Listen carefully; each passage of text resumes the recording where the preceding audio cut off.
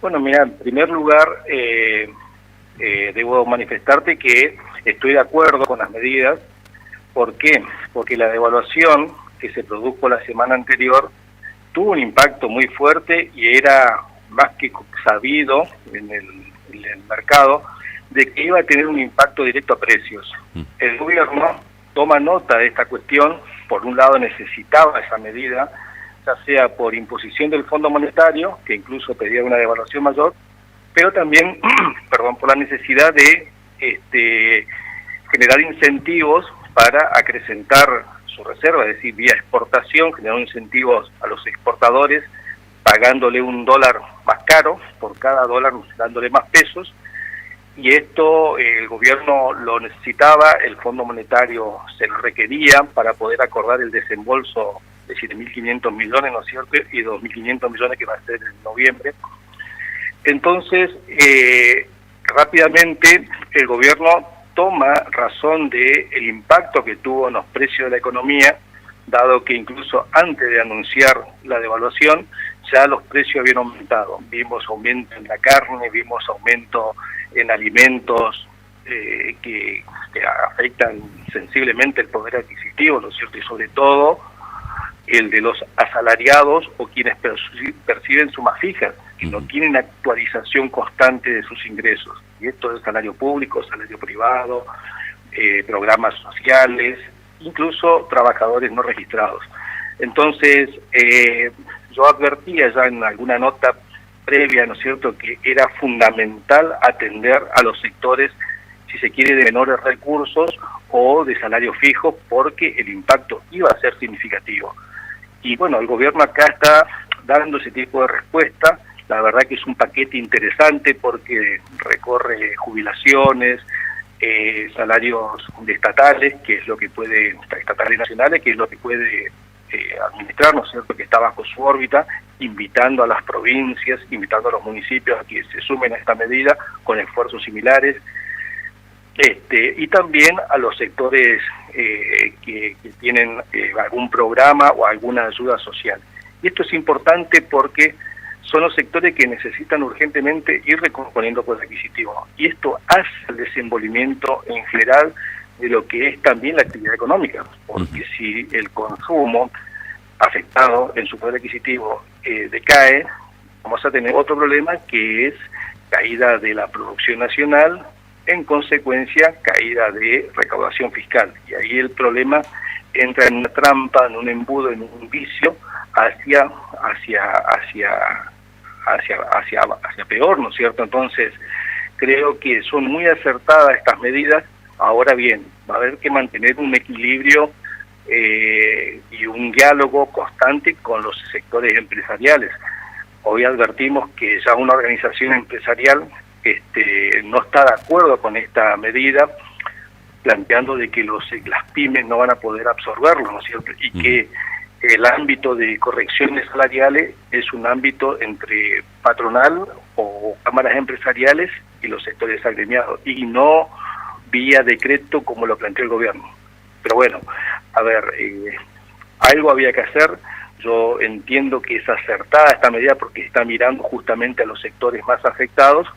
Ahora tendrá que trabajarse con los sectores y las cámaras empresariales vía otro tipo de incentivos, que lo veo desde el punto de vista tributario, para poder llegar a un consenso y un acuerdo con los mismos, ¿no es cierto? Es decir, sacarle, por otro lado, el peso de lo que va a significar este incremento de salarios en sus empresas. Cristian, en este sentido, obviamente vamos a tener otro capítulo más referido a lo que contestó la CAME durante la mañana de hoy, pero en el sistema tributario, como lo había mencionado, también hay medidas que se tomaron respecto al monotributo, a los monotributistas y lo que tiene que ver con las categorías más bajas. ¿Nos puede explicar en qué consiste esta condonación que habían explicado durante el día desde el gobierno? Sí, existen existe ya lo que es el monotributo, ¿no es cierto?, como tributo general. Lo que se informó, comunicó, es que se va a crear un monotributo productivo. Este monotributo productivo va a tener si se quiere, un aporte o un subsidio por parte del Ministerio de Desarrollo Social donde lo que es los aportes previsionales que debe efectuar cada trabajador independiente inscrito en el monotributo va a ser reducido en un 75%. Y esto también es interesante porque no solamente le alivia la carga a quienes van a estar en este esquema, sino también que ayuda a formalizar la economía. Argentina tiene un enorme problema que tiene que corregir paulatinamente. Esto no es inmediato, pero este es un buen camino, generar incentivos hacia la formalización del trabajo. Este monotributo va a ser de 602 pesos para quienes opten, van a tener una capacidad de facturación mensual de 175.000 pesos, lo cual es digamos que un valor que ayuda, ¿no es cierto?, a quienes están encarando o emprendiendo algún trabajo desde este lugar. Y esto, vuelvo a repetir, ayuda a formalizar la economía, ayuda a que estos sectores puedan integrarse a sectores que a veces no pueden llegar porque no tienen su factura, ¿no es cierto? Entonces, este conjunto de medidas, como te decía, es más que acertado. Acá lo lamentable es que sea tan cerca de la finalización de mandato o tan cerca del proceso electoral, donde de alguna manera se desdibujan y tienen hasta un tinte más electoralista que el verdadero sentido que promueven, ¿no es cierto?, que es ayudar a este momento a la economía que está atravesando por esta devaluación, por esta escasez de dólares, que es el problema central que tiene hoy Argentina. A mi criterio llegan un poco tarde, pero bienvenido que lleguen. Y creo que son medidas de que la vamos a ver continuamente de acá a lo que resta del año. Desde ya tienen un periodo de alcance de 3 meses, pero creo que se van a volver a repetir porque no hay que desatender el poder adquisitivo de la ciudadanía y sobre todo de los sectores de menores ingresos. Cristian, ¿pensás que también esperó para tomar estas medidas para ver qué sucedía en su viaje a Estados Unidos después de la reunión y los acuerdos que podía llegar a tener con el Fondo Monetario Internacional?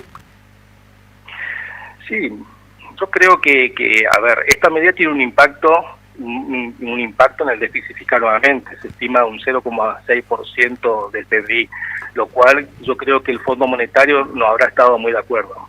Pero la verdad es que el Fondo Monetario no vive en Argentina, ¿no es cierto? Entonces, yo creo que con muy buen sentido el gobierno toma esta iniciativa, habrá negociado otras cuestiones con el Fondo Monetario y lleva estas medidas adelante. La corrección que se viene haciendo del gasto público verdaderamente es muy interesante. Lo que pasa es que se está dando en un contexto de enormes dificultades. Si miramos el primer semestre del año 2023, la balanza comercial, y esto para que lo entienda la gente, ¿no es cierto?, es la que genera dólares genuinos al país, que incrementa las reservas de manera genuina. Está siendo negativa en uno de los, te diría comparativamente, con uno de los peores escenarios que se registra en el 2017-18, que fue un periodo también de recesión económica.